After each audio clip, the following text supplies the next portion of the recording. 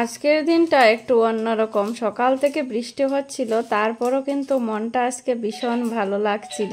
আজকে আমাদের ঘরে অতিথি এসেছে বন্ধুরা। তো কে অতিথি এসেছে অবশ্যই তোমরা দেখতে পারবে।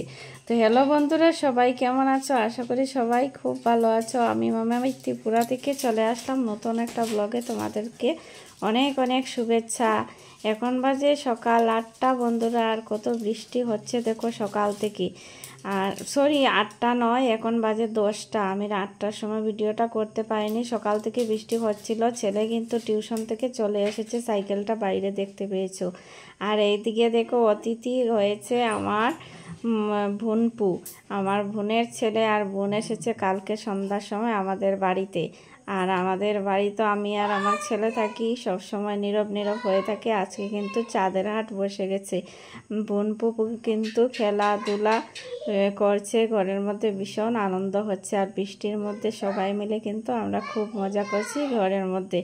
আর এত দেরি করে ঘুম থেকে উঠে টিফিন খাচ্ছিল মায়ের সঙ্গে বসে বসে, তোমরা হয়তো দেখেছো। আর এদিকে দেখো আমি আবার রান্নাও শুরু করে দিয়েছি। এই দেখো কাতলা মাছ ছিল ফ্রিজে, সেগুলো বের করে নিলাম। এখন ভাবলাম এগুলাতে একটু গায়ে হলুদ মেখে রাখি, তারপর কাতলা মাছ দিয়ে আজকে ঝোল রান্না করব।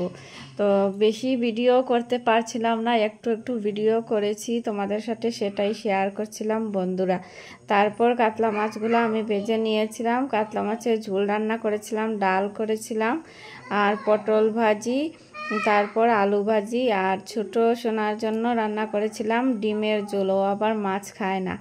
তো যাই হোক, তারপর দেখো আমরা দু বোন মিলে আবার স্নান টান করে এসে জাম মাখা করেছে বোন। আমি এদিকে বসে খাচ্ছিলাম, বোনও এদিকে ফোন এসেছে বলে ফোনে কথা বলছিল।